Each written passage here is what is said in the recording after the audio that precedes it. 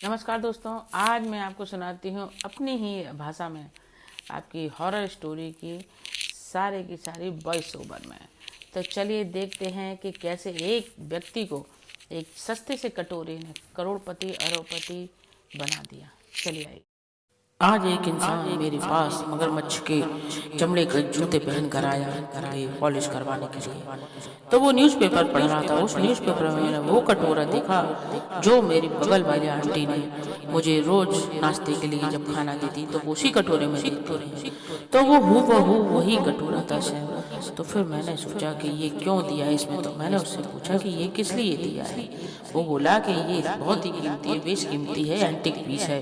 तो फिर मैंने सोचा कि क्यों ना इसका पैसा लगाया जाए। फिर मैंने उससे सेठ से बात की कि ये कितने का हुआ। तो उसने बताया कि ये तो 4 लाख का है। तो फिर मैं देख के दंग रह गया कि जब 4 लाख रुपए है तो मैं और आंटी से कटोरा मांगता हूँ। तो ये बहाना करके फिर मैंने उनसे कहा कि आंटी मुझे भूख लगी है और आप मुझे खाना उसी कटोरे में देना जिसमें आप अभी तक देती आई थी। आंटी ने कहा ठीक है और खाना दिया उन्होंने। और मैं देख के अचंभित रह गया कि सैम वही हूबहू कटोरा था।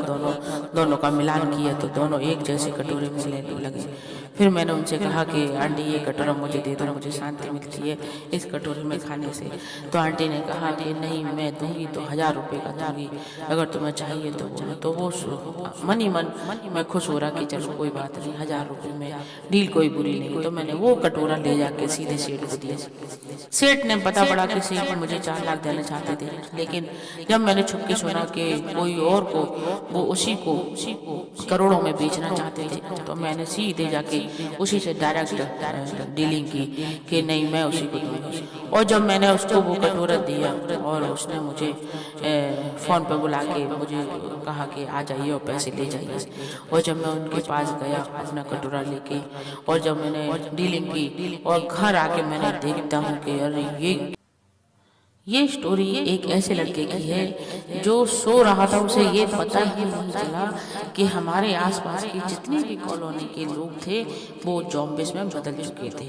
और वो जैसे ही सो के उठा तो उसने देखा आसपास कि सारे के सारे ज़ॉम्बिस बदल गए। तो उसने अपना फ़ोन उठाया, अपने घर वालों को फ़ोन लगाया और देखा कि उसका नेटवर्क ही नहीं मिल रहा। तो वो बाहर खिड़की से बालकनी में लटक गया और सीधे जाके उसका नेटवर्क मिलाने लगा, लेकिन नेटवर्क तो मिला नहीं और ज़ॉम्बिस आ गया। तो उसने उसे जान से मार डाला और अपने को बचाता हुआ वो एक कोने में छुप गया और फिर जाके सीधे अपने घर में चला गया।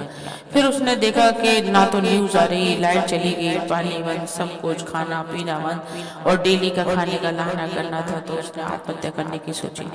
तो फिर उसने देखा कि अरे नहीं, सामने वाले पड़ोसी के यहाँ पे कोई ना कोई तो है जो उसको एक टॉर्च की रोशनी दिखा रहा था।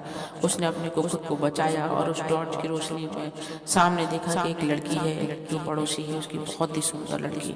उसने कहा ठीक है, ये सही है कि अगर वो जिंदा है तो बहुत से लोग भी जिंदा होंगे।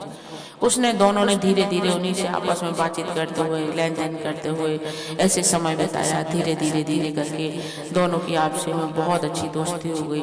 और ज़ॉम्बिस ने देखा कि ये ड्रोन उसने जैसे छोड़ा उसको सामान देने के लिए, तो ज़ॉम्बिस ने वो ड्रोन छीन लिया और तोड़ दिया अपने हाथों से। तो जो एकमात्र सहारा था ड्रोन का वो भी टूट चुका था और उसकी बैटरी भी खत्म हो चुकी थी। और उसको वो यही तमाशा देखता रहा कि सारे के सारे ज़ॉम्बिस ऊपर चढ़ने लगे लड़की को मारने के लिए। तो वो लड़की को बचाने के लिए खुद से हाथ पैर चलाता हुआ कुछ ना कुछ फेंकता रहा कि कैसे भी करके लड़की बच जाए। आवाज़ लगा रहा लेकिन वो लड़की सुन नहीं रही थी और ज़ॉम्बिस